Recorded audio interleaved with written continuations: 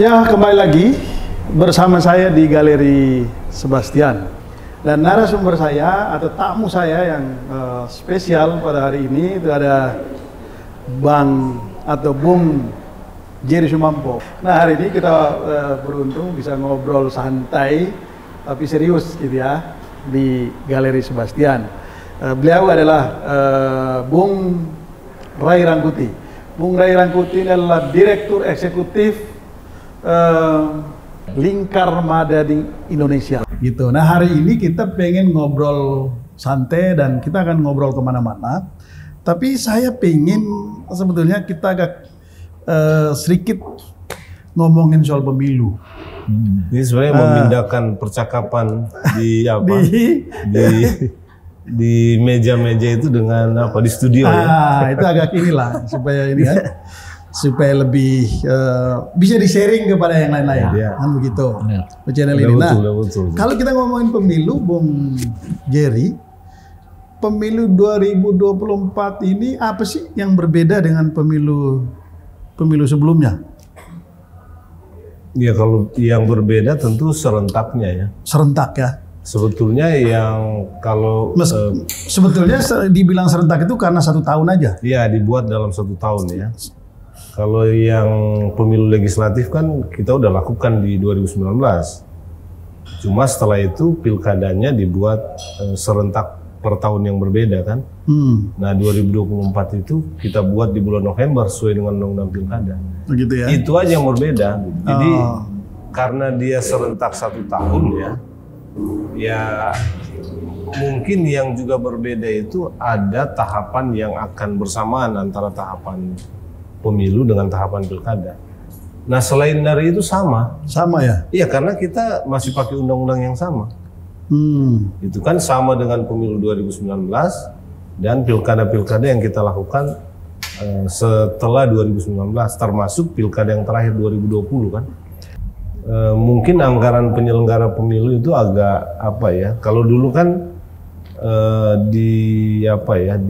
sebenarnya enggak juga ya, karena penyelenggara pemilu di tingkat kabupaten kota sekarang sudah permanen gitu. Nah, mungkin kalau nyambung tahapannya, penyelenggara pemilu ad hoc itu tidak ada bolak-balik rekrutmen aja. Gitu. Mungkin itu yang berbeda dari sisi anggaran kan, karena dia akan dibuat nyambung kan, setelah dia lakukan pemilu di bulan, belum tahu jadwalnya ya, ada usulan Februari atau Mei, dia akan terus bertugas sampai November pelaksanaan pilkada. Mungkin ya, kita ini kan belum tahu karena belum lihat persis waktunya. Karena kalau waktunya jaraknya sempit, dia mungkin akan langsung penyelenggara ad hoc-nya. Tapi kalau jaraknya agak panjang, kemungkinan dia akan lakukan rekrutmen 2 kali juga sama dengan dulu gitu. Itu kan kalau sekarang pilpres pileg satu, pilkada beda gitu. Ya. Tapi mungkin setelah 2024 bisa dicari formulasi lain. Misalnya begini, yang kita sebut pemilu nasional dulu, baru pemilu lokal. Pemilu nasional sebetulnya itu, sekarang ini kan prakteknya kurang lebih begitu. Enggak, karena DPRD-nya dipilih juga sekarang. DPRD. Kepala daerahnya yang beda.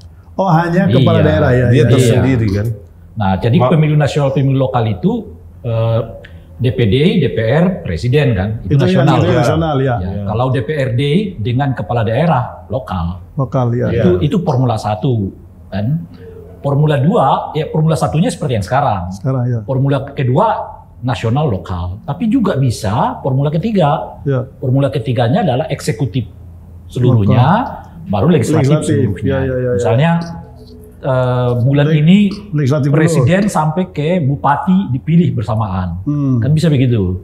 Nah, besok mungkin 3 bulan 4 bulan setelahnya itu anggota DPR, DPD sampai ke DPRD tingkat legislatif lah. Jadi dibuat begitu tuh. Jadi 3 formula ini menurut saya akan disusun pasca 2024 yang akan datang.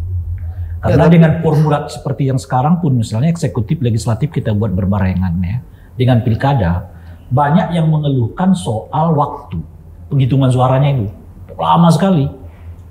Gitu. Bisa. Tapi Ray, saya agak menurut saya model yang nanti 2024 itu paling tidak akan bertahan 1 kali pemilu. Jadi 2000 berapa? 2029. Karena kan kalau dibuat seperti tadi ya, pemisahan antara apakah yang eksekutif dan legislatif dipisah atau lokal dan nasional dipisah, itu memang akan merubah periode lagi.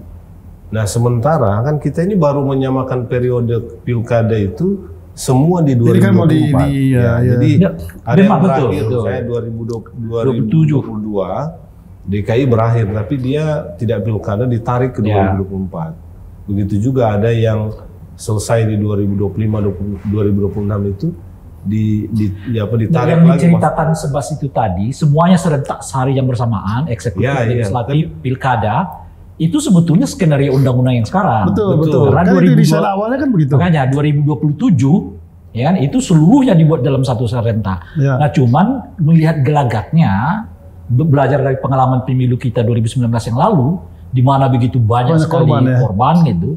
2024 yang sekarang pun kita kelihatan agak kesulitan. Rasanya mengakumulasi itu dalam satu hari, itu relatif jauh konsekuensinya jauh lebih besar. Tapi gini juga ya. Kalau menurut saya, kita nggak adil juga menilai 2019. Ya. Kalau kita bandingkan dengan kerumitan hari H dan korban ya, pungut hitungnya dan rekapitulasi.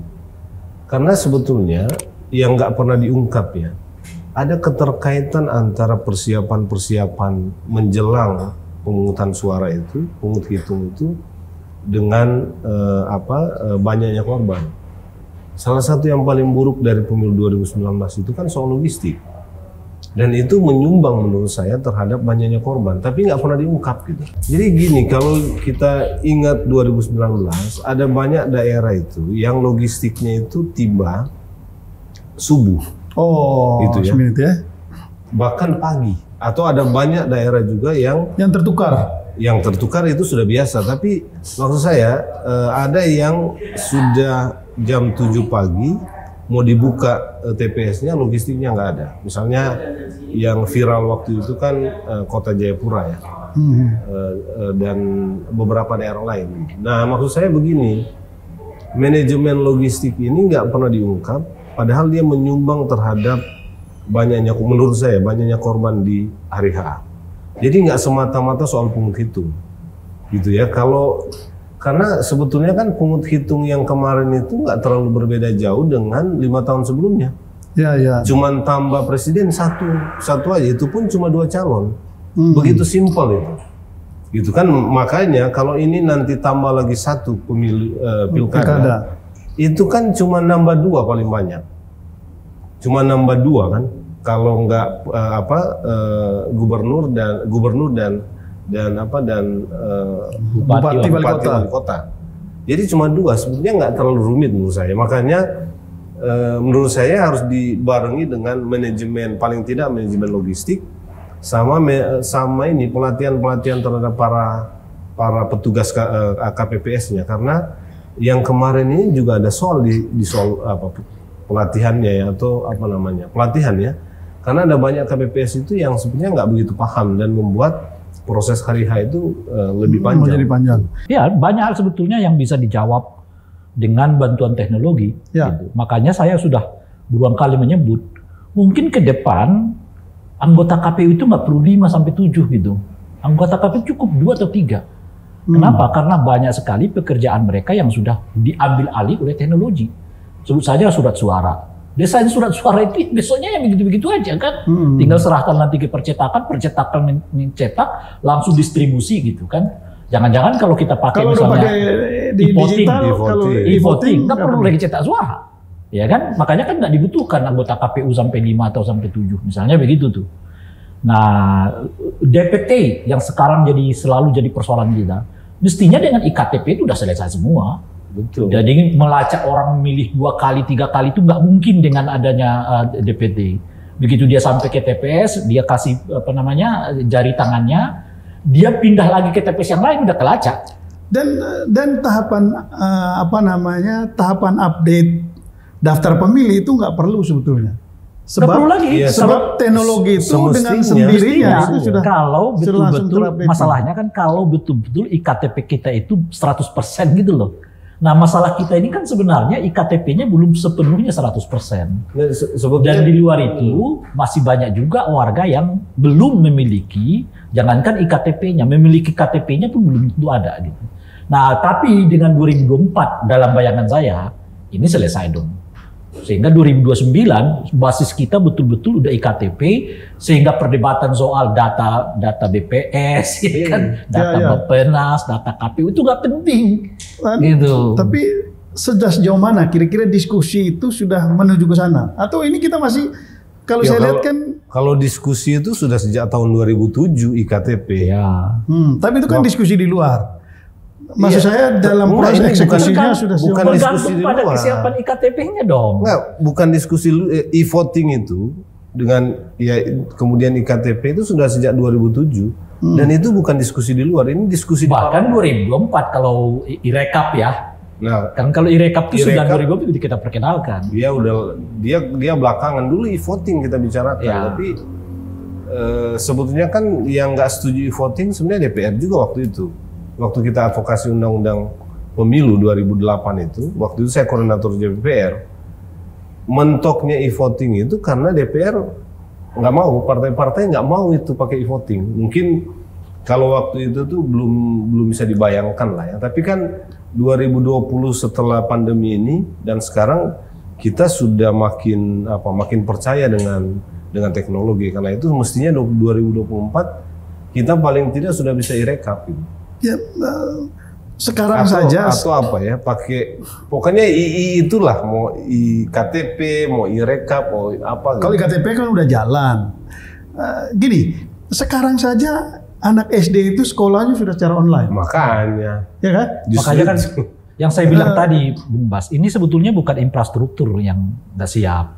Kan kalau misalnya soal infrastruktur e-voting ya, iktp, ya tinggal kita adain kan. Apakah itu mungkin 200 miliar, 300 miliar, saya nggak tahu harganya untuk pengadaan itu. Tapi basis kerja dari e-voting, irekap dan e-counting soal data ini yang belum jelas gitu. Apa itu? Ya datanya. Makanya saya sebutkan tadi kalau iktp-nya beres 100%, semua pemilih kita udah pasti memiliki iktp dan seluruh warga negara sudah bisa dipastikan terdata sebagai warga negara dan pemilih, ya seluruhnya nanti sudah pada iktp. Dan itu bayangan saya 2004 selesai. Mengapa? Kalau kita berkaca dari pemilu 2019, kan temuan Bawaslu yang orang nggak punya iktp itu hanya sekitar 10 juta. Dari sekitar 170 juta pemilih Indonesia. Ya, kan? 10-11 juta. 10, ya taruh sekira segitulah ya kan. Itu tahun berapa? 2019 yang lalu. Masa dalam 2014, ini sudah 5 tahun. Masa 5 tahun ini nggak bisa diselesaikan? Artinya kalau data dari 2024 pemilih kita ini, kita masih berbicara soal data pemilih yang nggak solid, aku nggak ngerti lagi deh Mas, gitu lagi. Ini gini. Akhirnya saya berpikir, apakah ini kan soal keputusan politik sebetulnya kan? Kerja. Ini kan soal yang nanganin. Bukan semata-mata soal itu, karena begini, kalau saya pertanyaannya dari dulu itu. Kenapa sih data kita nggak pernah beres gitu? Karena data pemilih, karena di situ basisnya. Iya, itu menurut saya. Itu agak aneh itu. Kita dari 99 setelah reformasi itu bersoal terus tentang data pemilih yang nggak pernah beres itu. Selalu ada masalah. Ya itu dia, itu pertanyaan saya. Apakah ini soal proyek? Ini soal proyek? Atau soal lain? Karena gini, kalau kita menggunakan sistem update yang manual, itu kan mengeluarkan biaya yang sangat besar. Tapi kalau sudah menggunakan teknologi, nggak perlu lagi. Nggak ada yang namanya update, maka nggak perlu ada anggaran. Nanti itu kan ada petugas KPU yang datang ke daerah-daerah untuk mengupdate data pemilih kan. Itu dengan teknologi sebetulnya nggak perlu karena sudah berapa yang meninggal, berapa yang melepaskan hak kewarganegaraannya, itu dengan sendirinya terdeteksi kok melalui komputer itu. Betul. Melalui iktp maksud saya gitu. Tapi karena nggak ngerti aku juga Bas, jangankan kita bicara data pemilih dulu, data bansos aja sampai sekarang belum kelar-kelar kok. Jadi kalau kita berbicara soal data bansos yang dipakai sekarang ini, kita layak punya asumsi ini data pemilih juga akan bermasalah nih 2024 yang akan datang gitu. Iya memang menarik juga karena misalnya pemerintah kemarin waktu COVID ini kan data yang dipakai untuk basis bansos itu bukan data kependudukan kita, tapi data KPU, data pemilu terakhir. Nah sekarang sebetulnya dari situ bisa kita lihat di mana sebetulnya persoalan data ini, apakah ada di Kemendagri gitu. Karena selalu soal data kita kan begitu, data yang dikeluarkan KPU dengan Kemendagri itu selalu berbeda gitu. Nah, ada politik apa di data ini? Kan selama ini begini, IKTP itu kegagalan IKTP. Kalau kita lihat yang diopinikan ya, itu diopinikan karena korupsi. Menurut saya enggak juga. Ada problem di substansi datanya kita. Korupsi kan ya, tapi korupsi itu kan tidak ngurusin data dia.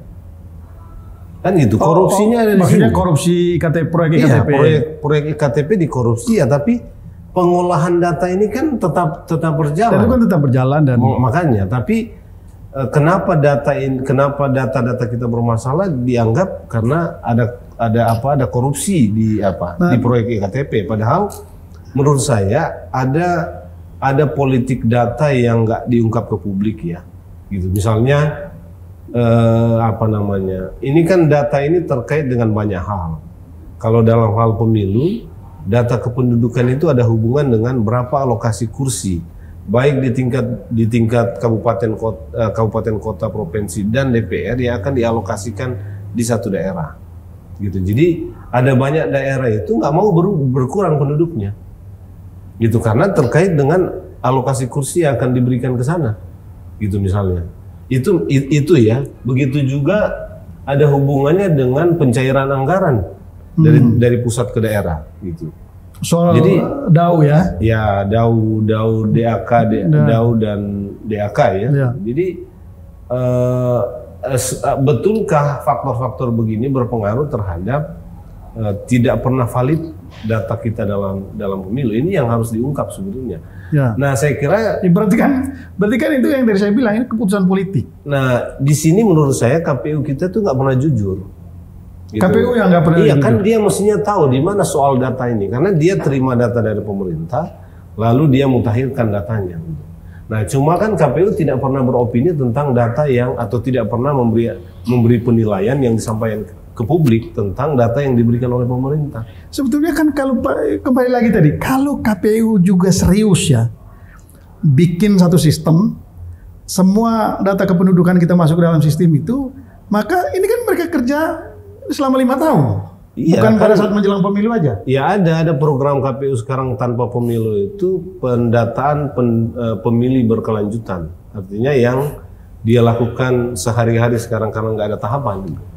Ada itu. Ya, apa ini secara konvensional atau menggunakan konvensional memang, tapi ya, dia sudah masukkan ke dalam sistem mereka. Problemnya karena kita punya dua sumber keabsahan data. Data presiden pemerintah itu sah, data KPU-nya juga sah. Kan? Jadi kalau KPU bisa mengatakan ini nggak ada di sini, tapi di pemerintah ada, nah itu bisa bersalah. Atau sebaliknya di pemerintah nggak ada, tapi di KPU-nya ada, itu masalah. Nah sekarang ketika itu timbul, siapa yang menyelesaikannya? Nah itu problem. Ya itu kalau masalah itu muncul pada saat hari H pemilu kan? Iya. Tapi kalau misalnya 5 tahun itu dikerjakan. Nah itu yang saya sebutkan tadi, Bas. Kalau 5 tahun ini KPU melakukan verifikasi ya terhadap data pemilih, tapi nggak masuk di database-nya Depdagri ini. Iya. Nah, yang dipakai yang mana? Karena dua-duanya sumber data yang sah. Tapi gitu kira-kira sumber data pemutakhiran data berkelanjutan KPU itu dari pemerintah. Awalnya pemerintah. Misalnya ada update orang yang berumur 17 tahun. Dia masukkan. Ada update orang yang meninggal gitu, dia keluarkan. Sumbernya dari pemerintah. Nah, sebetulnya kan yang menarik kalau dia diupdate setiap tahun gitu ya. Tapi ketika dalam masa pemilu itu diberikan kepada pemerintah, ada nggak data-datanya yang berbeda tuh? Karena seringkali yang diberikan pemerintah itu banyak yang terlalu banyak misalnya terlalu tinggi ya. Saya kemarin ke satu daerah ya di Sulawesi Barat itu, teman-teman DPR di sana cerita kemungkinan daerah itu, nggak usah disebutkan namanya nanti kita salah lagi kan, akan kekurangan kursi. Dia sekarang 30 kursi ya, tapi dalam pendataan penduduk terakhir penduduknya turun gitu, dan kemungkinan dia hanya kursi di DPR-nya itu akan berkurang misalnya. Nah yang begini-begini nanti betul nggak terjadi kalau dalam pemilu? Kan diputuskan di pemilu itu oleh KPU. Karena alokasi kursi setiap daerah kan diputuskan oleh KPU sesuai dengan aturan yang ada ya. Misalnya kalau sebuah daerah di bawah 200.000 misalnya, dia cukup 25 kursi. Kalau di atas 200.000 penduduknya dia bisa 30 kursi. Misalnya begitu-begitu gitu. Ya. Nah ini kan pemilu kita ini tinggal 2024 ini kan udah tinggal 2 tahun lagi. 3 tahun. Efektif 2 tahun. Ya taruhlah 3 tahun. Taruhnya. Seperti diskusi kita ini, apakah sudah mengarah ke sana atau kira-kira menurut Bung Jerry sama Bung Ray ini, apakah kita masih seperti yang lalu atau ada perubahan kalau saya sih merasa akan seperti yang lalu, karena misalnya yang kita omongin ini, misalnya dengan menggunakan teknologi, itu dalam Undang-Undang nomor 7 tahun 2017 belum ada itu. Jadi tetap proses manualnya itu akan terjadi. Gitu ya. Jadi karena apa? Karena ada tahapannya. Ada tahapan pemutakhiran data pemilih yang panjang dan seterusnya sampai kepada penetapan. Jadi sebetulnya ini soalnya ada di undang-undang, termasuk dengan irekap. Gitu. Irekap itu harus ada diskresi atau harus ada perubahan undang-undang. Kalau nggak bisa, karena Undang-Undang 7 itu belum bisa menampung voting ini ya. Nah, apalagi voting. Andai kata undang-undang yang bisa dirubah. Dari sisi kesiapan menurut Bung Ray gimana? Kesiapannya ini. Kesiapan ini kan ada 2 Bas ya. Kesiapan teknis dan kesiapan substantif gitu. Kalau kesiapan teknis sih menurut saya ini udah reguler deh. Jadi udah khatam lah kita tiap kali. Makanya saya lagi-lagi seperti yang saya sebutkan tadi, Mas. KPU itu nanti nggak perlu banyak-banyak. Udah kayak mesin aja nih nanti pemilu gitu loh. Ya kan? Kan KPU itu cuma kerjanya rekapitulasi, data pemilih, pencetakan kan surat suara, udah ada KPU. Makanya dengan bantuan teknologi ini nanti juga separuh dari pekerjaan KPU itu udah ditangani oleh teknologi gitu loh kira-kira kan. Nah dan terus akan berlanjut seperti itu. Jadi kalau kita misalnya lihat rentetannya dari pemilu 99, 2004, 2009, 2014, 19, misalnya soal kesiapan logistik hari demi hari makin baik kok. Tahun 2019 ini memang masih ada masalah seperti disebutkan oleh Bung Jerry. Ya, tapi kalau kita hubungkan dengan 2014, ya jauh lebih bagus 2019 ini kira-kira gitu ya. Dan 2024 menurut saya sih jauh lebih bagus lagi karena KPU-nya udah siap 3 tahun sebelum pelaksanaan pemilunya dilaksanakan kan. Nah artinya saya nggak terlalu mengkhawatirkan terkait dengan teknis pelaksanaan pemilu. Meskipun masih ya tentu masih tetap yang paling rumit itu nanti yang mungkin soal data pemilih yang kita belum tahu nih. Itu masuk bagian dari substansi gitu ya.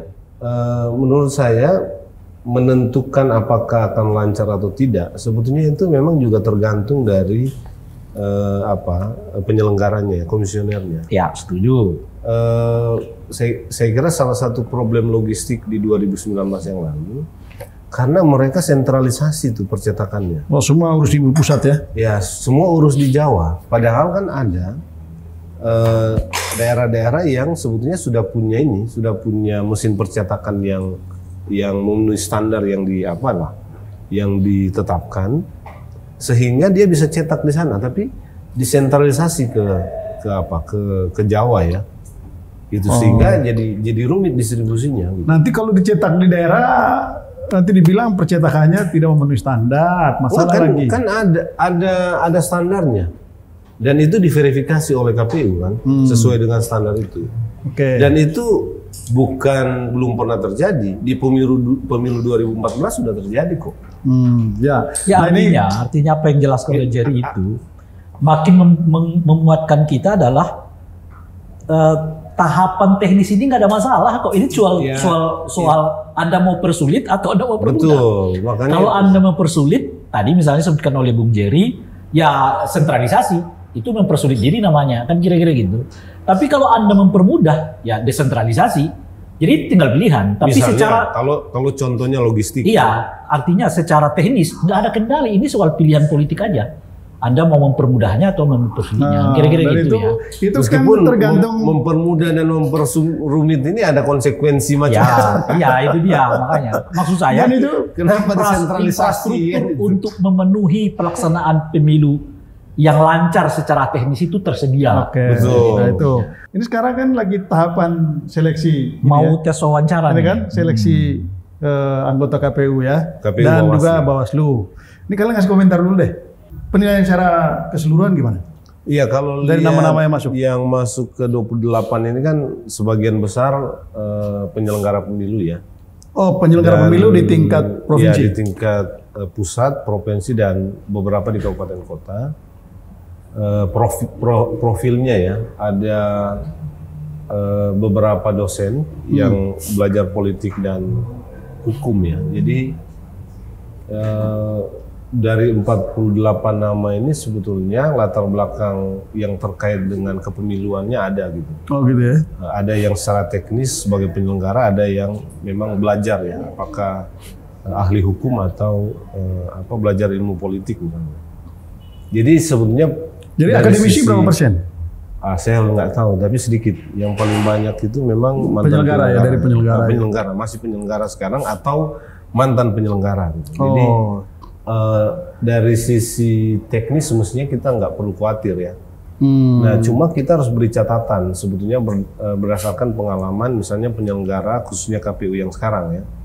Kan KPU yang sekarang itu juga umumnya mereka yang dari provinsi sebagai penyelenggara. Saya kira semua ya. Semua itu mantan penyelenggara. Tapi ada problem di mereka itu di soal pembuatan regulasi. Gitu. Jadi pelaksana teknis di lapangan ketika ada di pusat itu karakteristik tugasnya berbeda kan? Ya betul. Gitu. Kalau di lapangan itu ya dia teknis betul di provinsi kabupaten kota gitu. Ya tinggal terima peraturannya begini, bagaimana itu dilaksanakan dan implementasikan secara teknis. Ketika dia ada di KPU pusat itu atau ada di pusat, dia nggak melaksanakan hal-hal teknis. Justru pemahaman teknisnya itu dia harus terjemahkan dalam bentuk regulasi. Nah, di sini ada problem. Karena itu, di samping distribusi logistik yang tadi kita sebutkan, salah satu problem KPU yang lalu itu kan soal PKPU-nya, soal regulasinya. Tapi kan ada banyak soal di situ. Regulasi kepemiluan tadi seperti Bung Rey itu kan itu sudah dari tahun ke tahun. Semestinya kan sebetulnya itu juga yang kita heran ya. Kenapa kan tidak ada perbedaan yang cukup mendasar dari 2014 ke 2019 sebetulnya.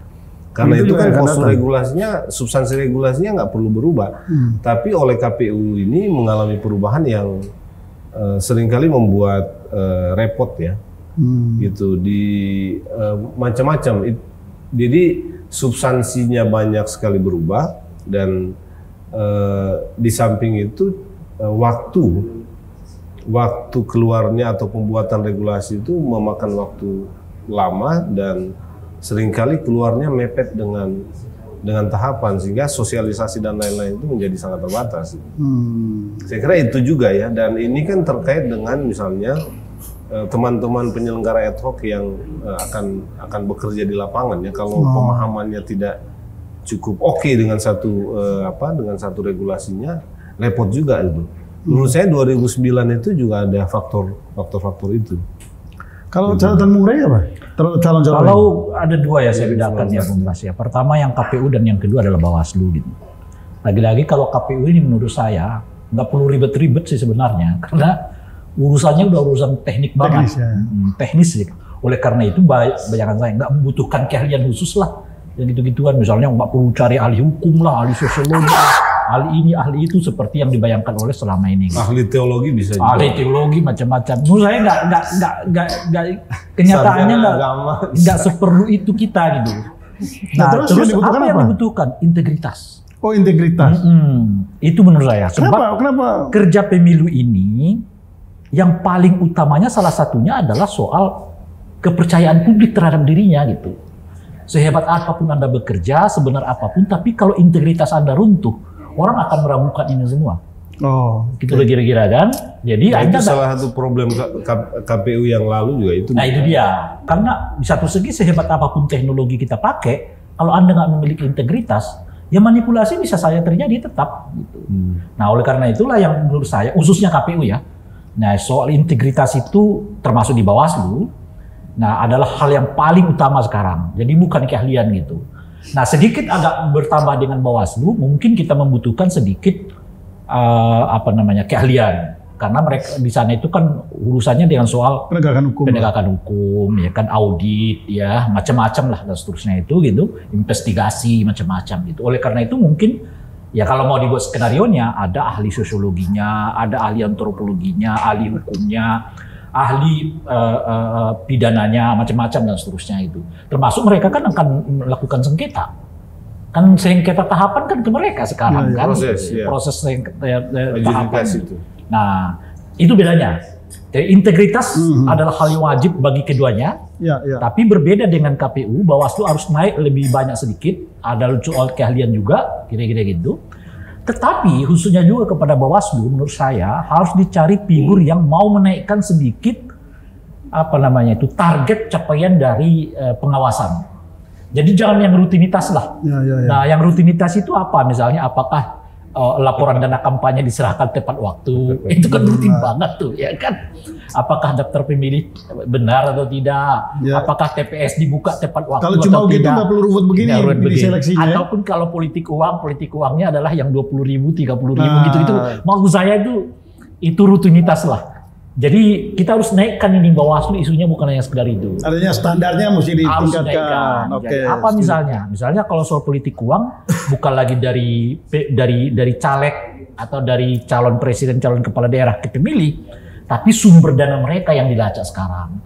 Nah, tetapi itu satu misalnya gitu. Khususnya yang kedua adalah soal politik identitas. Ini yang selalu sekali kan nggak ada yang jamah ini. Ya kan, KPU-nya jelas main di situ kan, tinggal harapan kita kepada Bawaslu. Tapi memang dengan sistem aturan yang tidak begitu ketat soal politik identitas di dalam pelaksanaan pemilu, butuh kejelian Bawaslu, gitu kira-kira. Nah oleh karena itulah menurut saya, ya tadi ada 3 lah. Yang pertama integritas, sedikit banyak soal keahlian. Yang ketiga adalah mencari figur yang mampu menaikkan target pengawasan Bawaslu gitu loh kira-kira itu. Itu juga bisa jadi usulan ke Timsel sebetulnya. Dari awal kan dulu kita dorong ya supaya Timsel ini juga semacam punya visi sendiri ya. Mereka membayangkan anggota KPU dan Bawaslu ini seperti apa gitu. Jadi jangan membayangkan pekerjaan yang lalu-lalu gitu. Karena ya hanya mengulang hal teknis. Mestinya harus ada target. Mungkin bisa kita minta juga ini bahas ke mereka. Ketua tim saya ini kan mantan KPU mestinya. Nah, itu dia. Dia bisa lebih ya. Tapi ke Bawaslu yang baru ya, KPU dan Bawaslu yang baru, kita harus minta mereka punya target juga sebagaimana yang tadi Ray bilang. Apa yang akan menjadi fokus ya, sehingga regulasi mereka juga akan diarahkan untuk bagaimana mengefektifkan dan membuat hal-hal ini menjadi sesuatu yang bisa mereka ungkap gitu kan. Kalau selama ini hanya jadi cerita kan gitu. Dan itu bisa muncul nanti pada saat wawancara kan? Begitu juga KPU semestinya. Nah, itu bisa ditanya di wawancara ya. Saya mau tarik ini. Saya nggak mau panjang-panjang di soal ini. Makanya saya mau tarik ini kehubungannya dengan kesiapan kedua. Kan kita ini masih berbicara soal kesiapan teknis untuk 2024. Bagaimana kesiapan yang saya tadi substantif itu gitu menurut saya. Nah ini kesiapan kedua. Jadi persiapan pemilu 2004 itu ada 2 kan saya bilang. Kesiapan teknis. Kita udah bahas tadi kan. Dan kesiapan substantifnya bagaimana gitu. Nah ini yang menurut saya belum betul-betul disentuh oleh kita bersama-sama. Ya itu nanti gitu. Itu nanti berikut. Bukan berikutnya. Ini ada hubungannya dengan siapa figur KPU-nya, siapa figur Bawaslu-nya. Jadi kalau Bawaslu-nya masih cara pikirnya yang masih teknis, datar itu tadi gitu ya 3 tantangan kita yang menjelang pelaksanaan pemilu 2004 ini menurut saya akan lewat. 2 tantangan klasik, 1 tantangan baru. Nah, tantangan klasik itu politik uang. Itu kan udah klasik banget lah. Yang kedua, agak muncul dan agak tren sekarang politik identitas yang menurut saya juga akan marak 2024 yang akan datang gitu. Dan yang ketiga, ini agak mulai marak nih, netralitas PNS. Agak tinggi nih. Seingat saya 2 atau 3 hari yang lalu ASN sudah launching soal netralitas PNS di dalam Pilkada 2020 yang lalu. Jadi kalau Bawaslu cara mikirnya masih yang datar-datar itu, 3 hal ini akan mewarnai pelaksanaan pemilu kita 2024 yang akan datang, ditambah dengan satu hal yang agak kosong, Bas. Apa tuh? Perdebatan tentang visi para capres yang belum kelihatan ini. Sekarang ini kan kelihatan orang memilih karena figurnya. Si Anu gitu. Tapi apa yang dibayangkan 2024? Apa yang akan dikerjakan mereka? Terus program apa saja yang harus launching? Itu belum ada perdebatan. Karena memang belum ada calon, Bung. Ya setidaknya isunya ada. Jadi makanya kan ini harus kita balik, Bas. Orang sekarang ini kan orang milih calon dulu baru isu. Menjelang pemilu 2024 ini sekarang masih ada loh orang yang bikin partai yang baru. Saya ada jawaban 2. Gimana? Pertama adalah jawaban, saya sih senang orang mendirikan partai. Itu adalah amanah konstitusi kita. Betul. Dan bukti kita memang terbuka kepada perlombaan gitu. Jangankan yang orang kan sekarang ribet ya. 7 partai aja udah pusing kata dia. Jangan lupa waktu kita pemilu tahun 55 ratusan partai dan masyarakat kita nggak bingung dengan bantuan, nggak ada teknologi saat itu. Pemilunya tenang macam-macam gitu. Yang saya mau katakan itu adalah sejak awal Republik ini didirikan oleh para pendiri bangsa kita, sejak saat itu mereka sudah memperkenalkan politik liberal pada kita itu. Saking liberalnya, kiri yang paling kiri ikut pemilu, kanan yang paling kanan bahkan perorangan pun bisa ikut pemilu. Bahkan perorangan sekalipun ikut pemilu dan biasa saja. Malah yang tengah nggak ada kita. Saat itu kan. Yang tengah nggak ada. Dan itu komposisi kita terwakili. Ya kan, pemenangnya adalah kelompok tengah itu diwakili oleh PNI, kedua adalah yang kanan NU, dan yang ketiga NU Masyumi, dan yang ketiga adalah PKI, yang paling kiri. Itu semua gitu loh. Jadi justru kalau kita lihat ke sejarah kita, dari awal para pendiri bangsa kita udah didesain. Sudah terbiasa. Kenapa kita repot dengan ratusan partai macam-macam dan seterusnya itu? Itu satu. Yang kedua, Mas. Seiring dengan konsolidasi demokrasi, konsolidasi pelaksanaan pemilu, rutinitas pemilu, sebetulnya menurut bayangan saya, partai-partai baru ini butuh waktu untuk yang panjang untuk kemudian bisa eksis gitu. Jadi jangan membayangkan hari ini kita dirikan partai, besok ikut pemilu, lalu tiba-tiba lolos ke DPR gitu. Kecuali kamu menolakkan parliamentary threshold. Itu mungkin ada dapat 1 kursi atau 2 kursi. Tapi kalau ada parliamentary threshold, bayangan saya sih konsolidasi ini akan mengakibatkan Anda butuh waktu. Mungkin 2-3 kali pemilu, Anda baru bisa dapatkan suara di DPR itu gitu. Oleh karena itulah, ya saya pribadi tetap mendorong berdirinya partai-partai, tapi saya harus bicarakan juga yang realistis. Kalau kita masih memperkenalkan namanya parliamentary threshold, Anda butuh kesabaran untuk bisa ke DPR itu.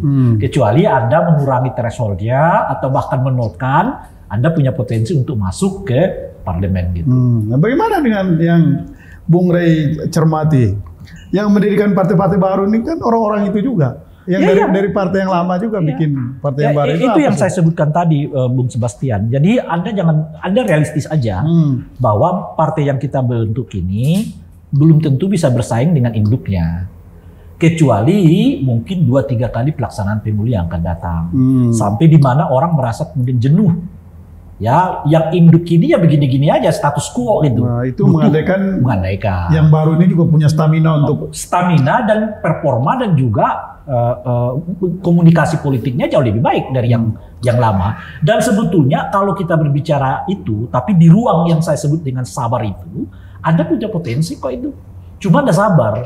Cuma jangan bayangkan ikut mendirikan partai hari ini besok menang gitu. Itu menurut saya sih berlebihan. Kalau gitu. Pemilu 2019 berapa partai peserta pemilu? 2019 berapa? 24 ya. 2019. Ya baru yang lalu kan. Ya. Tapi gini, saya sih setuju ya. Saya selalu senang sebetulnya ada partai baru. Karena partai baru itu bisa, kalau dia masuk parlemen, dia bisa membawa kultur baru ya. Meskipun orang-orangnya orang lama. Orang lama. Tapi, mana kultur barunya kalau orang lama? Gini, dia harus, kan partai baru ini harus punya style baru di parlemen supaya dia dapat perhatian publik kan. Selalu kan motivasinya sebelum ke parlemen dulu, kultur baru supaya dipilih dulu dong. Nah, kalau itu soal lain. Jadi kalau lihat partai-partai yang akan maju ke pemilu sekarang, sebetulnya hampir nggak ada yang sungguh-sungguh baru ya. Ada sih satu partai yang dibuat sekarang oleh teman-teman PRD ya, mantan PRD itu mungkin akan jadi partai yang betul-betul baru ya, akan ikut verifikasi di Kementerian Hukum dan HAM dan seterusnya. Tapi sebagian besar itu partai lama sebetulnya. Partai baru orang lama. Iya, partai baru tapi badan hukum lama. Saya dengar ada beberapa partai yang menggunakan badan hukum partai-partai lama. Ada yang begitu. Ada juga seperti yang disebutkan Mas Bastian. Partai baru tapi pemain lama. Iya, pemain lama. Dengan akte baru juga. Betul, dengan akte baru gitu. Nah, sekarang ke pertanyaan Sebastian tadi, ya sebenarnya pertanyaan kita juga, seberapa kuat sebenarnya prospek partai baru sekarang, termasuk dengan gaya baru. Kalau saya menilai, memang partai-partai baru ini harus kerja keras, karena nggak ada situasi yang bisa memungkinkan mereka mengambil momentum itu untuk naik gitu, nggak ada gitu.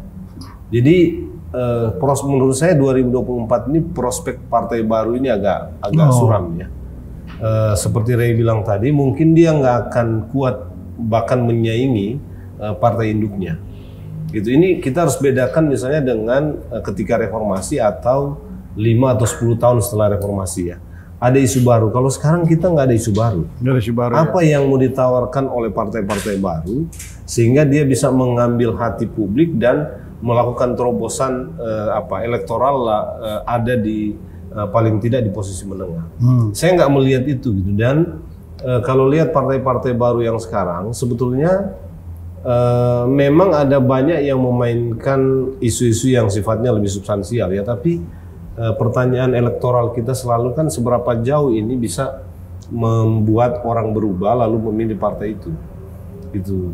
Saya kira nggak akan banyak ya. Dan karena itu kalau undang-undangnya masih seperti dulu, parliamentary threshold-nya itu 4% gitu, agak sulit menurut saya partai baru itu lolos di 4%. Gitu. Kalau ini prediksi saya ya, karena itu saya setuju dengan Ray. Memang partai ini butuh kesabaran. Kalau dia bikin partai sekarang, ikut pemilu 2024, sebetulnya targetnya menurut saya tetap ada target di tingkat provinsi, kabupaten, kota. Tapi target nasionalnya itu harus dia geser ke 2029. Jadi kerja sekarang ini kan Mas ya, dengan kalau menurut saya dengan parliamentary threshold kita yang 4%, memang mau tidak mau mengakibatkan partai kita itu pembelahannya itu ideologi gitu. Ya kan, yang di kanan, di kiri dan di tengah. Dan selalu secara ideologis. Hanya ada 3 kategori itu. Iya makanya secara nah sekarang tiga-tiganya terisi nih. Iya makanya sekarang yang kelihatan itu kan partai di tengah terus ini menang. Iya. Ya kan, onda kiri itu karena salah satu faktornya sih menurut saya bukan karena secara ideologis masyarakat kita itu karena memang berdasarkan faktor moderat gitu, maka di tengah selalu menang. Tapi juga ada sumbangsi dari parliamentary threshold gitu. Andai kata parliamentary threshold-nya kita kosongkan, nanti bayangan saya model atau wajah partai kita itu berdasarkan 2 segmen. Sektor pertama adalah memilih karena urusan ideologi, tapi yang kedua ke depan juga kalau 0 parliamentary threshold-nya, partai-partai kita itu makin segmented gitu loh. Nah, segmented itu apa? Misalnya seperti sekarang, ada mendirikan partai buruh. Gitu kira-kira tuh. Tapi kalau kita pakai 0,4%, nggak akan kemana-mana nih partai buruh. Paling dia akan ikut koalisi partai mana nanti gitu. Ada yang sudah agak lama dari partai buruh, namanya partai hijau. Ya kan, didirikan, kan partai hijau itu udah agak lama dibandingkan yang partai buruh gitu. Nah, kalau sekiranya kita mempergunakan 0%, yakinlah Mas, akan banyak sekali nanti muncul partai-partai berbasis segmentasi itu. Tapi segmentasi itu isu yang sebetulnya update dibandingkan dengan kita berbicara tentang ideologi. Dia isu spesifik gitu. Iya, segmented. Nah, makanya gitu ya. Isu buruh, isu lingkungan hidup, ya ke depan nanti isu tentang dan profesionalisme, ngambilin suara kaya, miskin, dan seterusnya gitu. Nah, bayangan saya oleh karena itu, kalau kita mau sebetulnya lebih ketat, bukan lebih ketat ya, lebih merangkum berbagai spektrum kepentingan publik di dalam ranah politik, kita harus kosongkan 0% itu. Dan kenapa? Kita kosongkan 4% itu. Kita harus nolkan. Sehingga kelompok-kelompok yang mewakili partai-partai politik segmented ini memang terwakili di parlemen. Mereka nanti di parlemen itu ada yang secara spesifik ya orang ya hanya dia berbicara soal lingkungan gitu ya.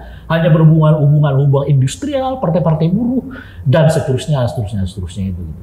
Tapi kalau kita masih tetap mempergunakan 4% seperti sekarang, di mana selalu kategorinya ada ideologis kanan, kiri, di tengah gitu, isu identitas ini nggak akan bisa kita hilangkan. Itu. Betapapun kita inginnya itu pergi gitu ya. Tetapi kalau modelnya kayak begitu, wah setiap menjelang pemilu, ya apalagi nanti 2024 yang saya mau masuk lagi ke situ ini bahas gitu ya. Saya sudah membaca. Sekarang kan kalau kita lihat figur-figur capres ini, saya tara ini, ya kan beda selisihnya nggak begitu tinggi gitu. Dengan dua tahun ini mereka bisa saling kejar-mengejar, bahkan figur yang lain bisa naik, ya kan dan seterusnya gitu. Pertanyaannya berikutnya, kalau mereka setara di ruang publik, apa yang memungkinkan mereka mendapatkan suara banyak, elektabilitas tinggi, tapi harga murah? Apa yang mau dimainkan? Apa yang dimainkan? Nggak ada kecuali isu identitas. Seperti pengalaman kita di Pilpres 2014. Di Pilkada DKI 2017 dan kemudian di Pilpres 2019 yang lalu.